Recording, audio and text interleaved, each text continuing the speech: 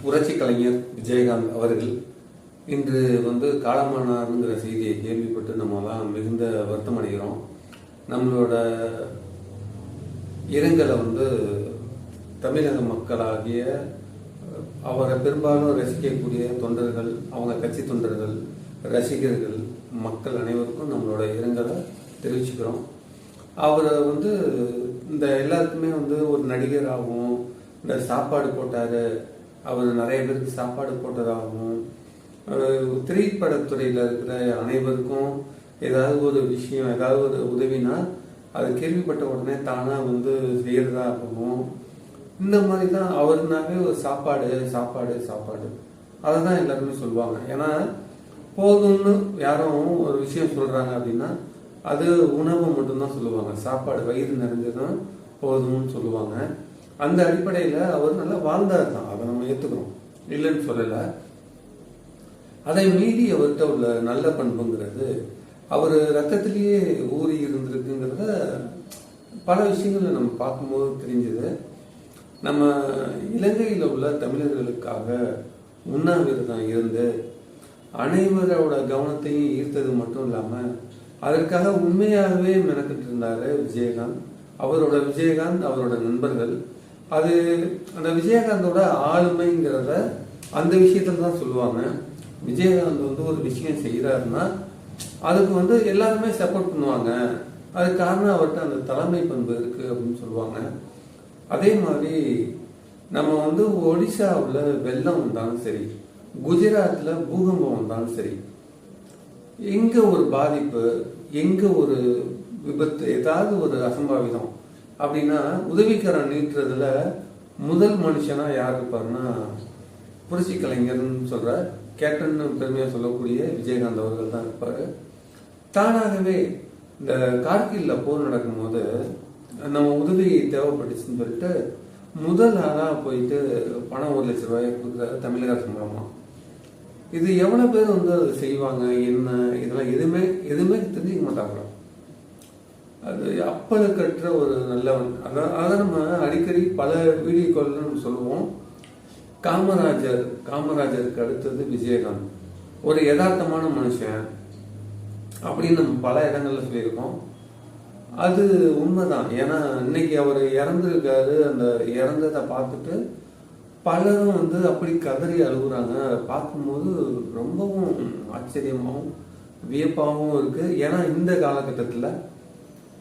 காலகட்டத்தில் இப்படி மக்கள் அன்பை சம்பாதிக்கிறதுங்கிறது அது எவ்வளோ பெரிய விஷயங்கிறத நம்ம நினைச்சு பார்க்கவே முடியாத ஒரு விஷயம்.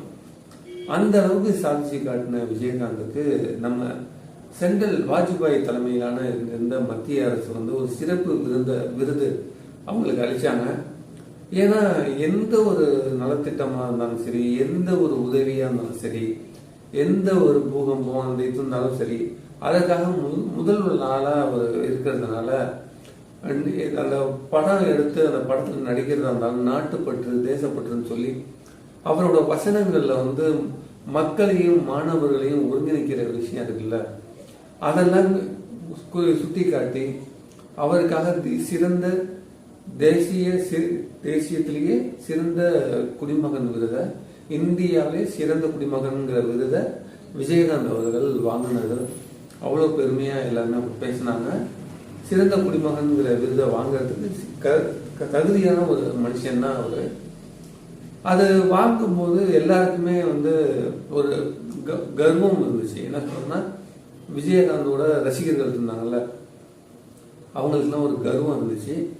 நம்ம தலைவர் பாரு, நம்ம தலைவர் உதவி செஞ்சதுனாலேயே நம்ம தலைவருக்கு கொடுத்துருக்காங்கன்னு மக்கள்லாம், அவங்களோட ரசிகர்கள்லாம் நினைச்சாங்க. அதே மாதிரி திமுக, அதிமுகன்னு மட்டும் இல்லாமல் அனைத்து கட்சிகள்லையும் உள்ளவர்கள் அவர்களோட விஜயகாந்த் அவர்களோட ரசிகர்களாக இருந்தாங்க. இப்பயும் அவங்க எல்லாமே ஃபீல் பண்ணுறது தான் இதாக இருக்கு. அந்த திரைத்துறையில் உள்ளவங்க பாருங்க, எல்லாருமே பாருங்க, அவர் எனக்கு அது செஞ்சிருக்காரு, அவர் எனக்கு இது செஞ்சிருக்காரு, அவர் அது செஞ்சிருக்காரு. அவர் உயிரோடு இருக்கும் போதே அவரை பற்றி எப்படி சொல்லிட்டு இருப்பாங்கன்னா, அதே மாதிரி அவர்கிட்ட உள்ள சிறந்த நல்ல பண்புங்கிறதும், ஒரு வயசானவங்களா இருந்தால் நல்ல மரியாதை கொடுக்கணும்.